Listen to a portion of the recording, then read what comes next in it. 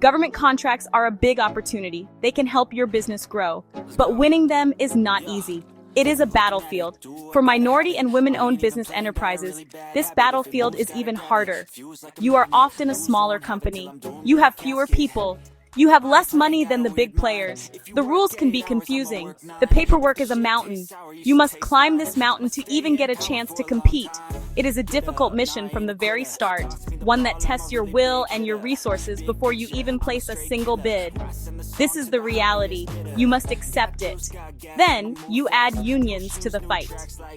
Project labor agreements are common in big government jobs. These agreements have their own set of rules. You must work with unions. You must follow their pay scales. You must understand their regulations. For a small business, this can feel like another enemy force on the field. It adds layers of complexity that can seem impossible to navigate. Many MWBE contractors look at these rules and think, this is not for us. We cannot win here. They see a wall that is too high to climb and a fight that is too hard to win. So they retreat. They give up before the real battle even begins. This feeling is normal. It is easy to look at the big companies with their teams of lawyers and estimators and feel small. It is easy to see the complex union rules and feel lost. You might think the system is built for someone else. You might blame the government, the unions, or the big contractors for your problems. Blame is a heavy weight. It holds you down. It stops you from moving forward. It makes you a victim. But on the battlefield of business, there are no victims. There are only those who win and those who lose. The choice of which one you will be is entirely up to you. But what if there was a better way? What if you had a secret weapon? A weapon that costs nothing but changes everything. A weapon that the biggest companies cannot buy. This weapon is a mindset. It is a way of thinking and a way of leading. It is called extreme ownership. It means you stop blaming others, you stop making excuses, you take complete responsibility for everything in your world. The difficult rules, the tough competition, the union agreements, all of it. It is your problem to solve. This is where you start. This is how you begin to take control and prepare for the fight ahead. So, what is extreme ownership? It is simple. It means you are responsible for everything, absolutely everything. When a mission fails, a leader does not blame his team. He does not blame the enemy. He does not blame the weather. He looks in the mirror and says, this was my fault. I am responsible. As the owner of your business, you are the leader. So when you lose a bid, it is your fault. When your team makes a mistake on the paperwork, it is your fault. When you do not understand a union rule, it is your fault. This is not about feeling bad. This is about taking control. When you accept responsibility, you gain power. You gain the power to fix the problem. This mindset changes how you prepare for a government bid. Instead of complaining that the rules are too hard, you take ownership. You say, these rules are complex. It is my responsibility to understand them completely. So you read them. You read them again. You ask questions. You call the union hall. You call the government agency. You do not stop until you know every detail. You become an expert. You do not hope for the best. You prepare for the worst. This proactive approach means you are ready for anything. You anticipate problems before they happen, giving you a significant advantage over competitors who are just reacting. Let's think about the bidding process.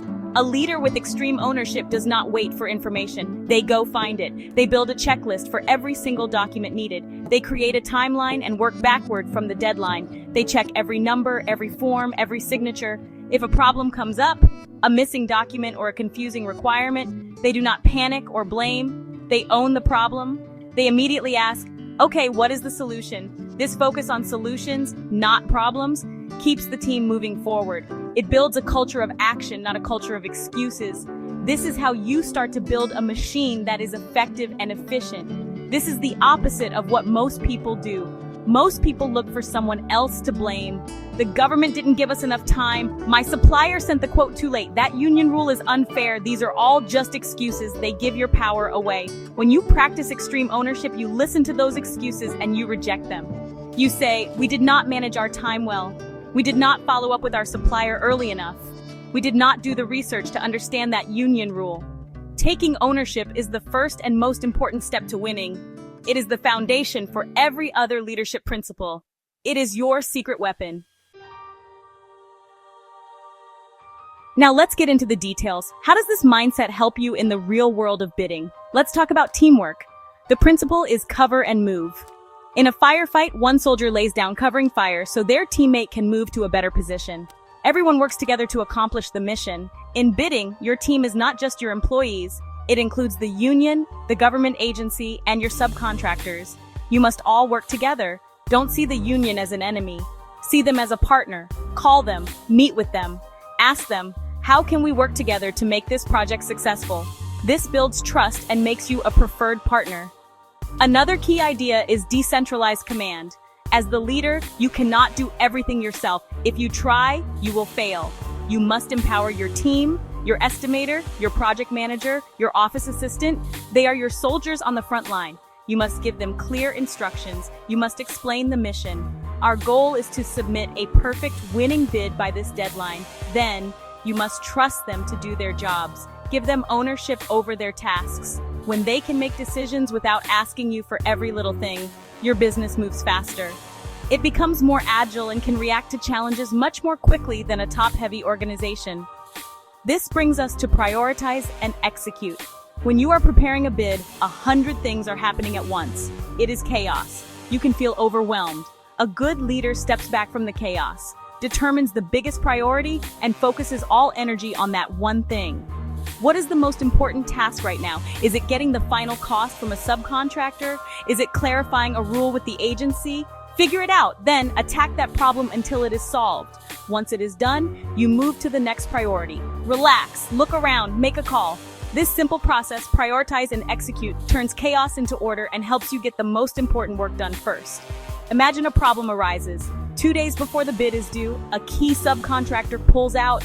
The old mindset is to panic and blame. They let us down. We can't win now. The extreme ownership mindset is different. You own it. I did not confirm their commitment strongly enough.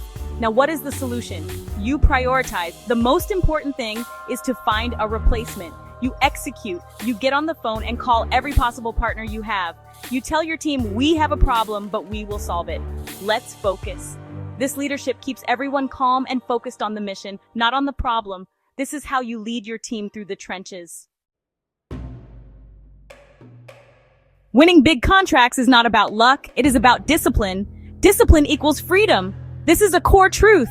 For a small MWBE contractor, discipline is your superpower. It means creating simple, strong systems for everything you do. Have a checklist for every bid. Have a clear process for communicating with unions. Have a schedule for following up with partners. These systems don't need to be fancy. They just need to be used every single time. This discipline builds good habits, it reduces mistakes, it makes you more professional and more reliable than your competitors who just wing it. This discipline is what will set you apart. Discipline also means managing your own ego. A leader with a big ego cannot learn, they cannot listen, they cannot take feedback. They think they already know everything. But the battlefield is always changing. You must be humble enough to learn. Listen to the advice from the union representative. Listen to the concerns of your junior estimator. Listen to the feedback from the government agency after you lose a bid. Every piece of information is intelligence that can help you win the next battle.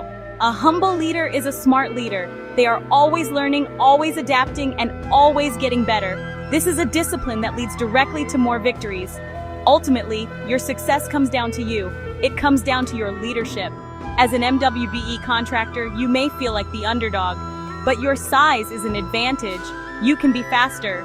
You can be more focused. You can build stronger relationships. While the big companies are stuck in bureaucracy, you can be making moves. You can implement extreme ownership across your entire company overnight. You can build a disciplined, empowered team that is hungry to win. Your leadership is the force that multiplies the effectiveness of every person on your team. It is the single most important factor in whether you win or lose. So get after it. Take ownership of your future. Stop blaming the system and start leading. Understand the rules better than anyone else. Build strong teams based on trust, and cover and move. Empower your people with decentralized command. Focus your efforts with prioritize and execute. Build disciplined systems that make you unstoppable. The path is simple, but it is not easy. It requires work. It requires humility. It requires you to take extreme ownership. If you do this, you will not just compete. You will win. You will grow your business and show everyone what a small, disciplined team can achieve. The opportunity is there. Go take it.